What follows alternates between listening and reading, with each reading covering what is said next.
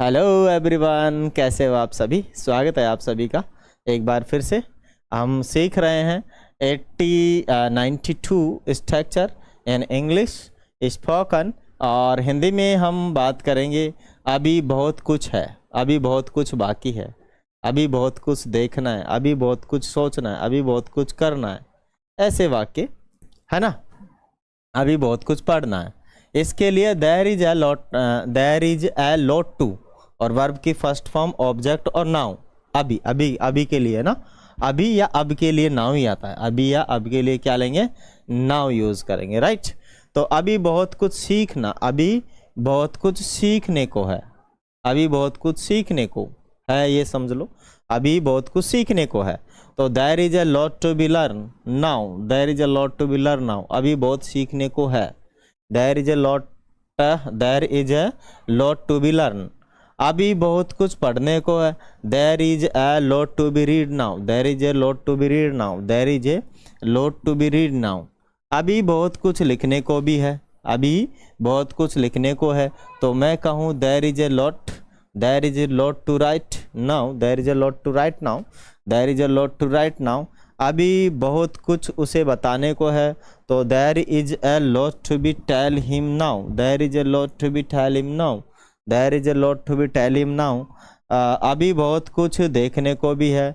There is a lot to be watch now, अभी बहुत कुछ सोचने को भी है। There is a lot to be think, there is a lot to be think, अभी बहुत कुछ सोचने को भी है आपके बारे में। तो there is a lot to be think about you, अभी बहुत कुछ पढ़ाने को भी है। There is a lot to be teach, there is a lot to be teach, there is a lot to be teach, अभी बहुत कुछ बोलने को भी है। There is a lot to be speak, there is a lot to be speak, अभी बहुत कुछ भूलने को भी है। There is a lot to be, there is a lot to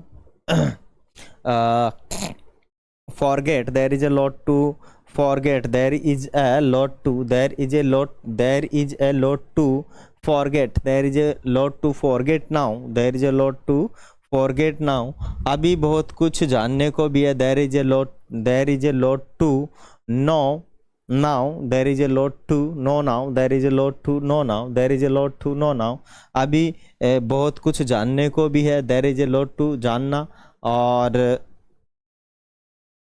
हाँ एक ही बात है, नो ही है, ठीक है। अभी बहुत कुछ लिखने को भी है। There is a lot to write now, there is a lot to write now, अभी बहुत कुछ पढ़ने को भी है। There is a lot to read now, there is a lot to read now, there is a lot to read now, अभी बहुत कुछ बोलने को। There is a lot to speak now, there is a lot to speak now, because अंग्रेजी बोलने के लिए हमें हिंदी में सोचना पड़ता है, बिकॉज हम सब हिंदी मीडियम से हैं, है ना। तो हमें यूज़ लेना पड़ता है, हिंदी में सोचते हैं, इंग्लिश में बोलते हैं, ठीक है। तो थोड़ा प्रोसेस लगता है। और जो लोग इंग्लिश मीडियम से हैं, स्टार्टिंग से ही उनकी फैमिली बैकग्राउंड भी इंग्लिश मीडियम है, तो वो सोचते नहीं हैं, वो बस सीधा ही फेंकते रहते हैं, ठीक है। जैसे हम हिंदी बोलते रहते तो सोचेंगे थोड़ी ना, चलने दे, वैसे इंग्लिश में चलने दे। लेकिन जब हिंदी से इंग्लिश हम सीख रहे होते हैं या किसी मीडियम से सीख रहे होते हैं, तो जो हमारा बेसिक मीडियम है ना, हिंदी मीडियम है या फिर अलग है, मराठी है या फिर तेलुगु है, तो हमें उस लैंग्वेज में सोचना पड़ता है। आफ्टर दैट प्रोसेस होके निकल के आता है, ठीक है। और उसमें थोड़ी गलतियाँ हो सकती है, आप शर्माए नहीं बिल्कुल भी। गलत हो तो गलत ही चलने दे, सही है तो सही चलने दे। आप अगर सोचने लगे ना कि मैं गलत बोल रहा हूँ, तो नहीं सीख पाओगे, ठीक है। कि 100% 100% तो भाई साहब मेरा सेंटेंस सही है तभी बोलूँगा अंग्रेजी, उससे पहले नहीं बोलूँगा, तो आप नहीं सीख सकते। यू कांट लर्न, आप नहीं सीख सकते।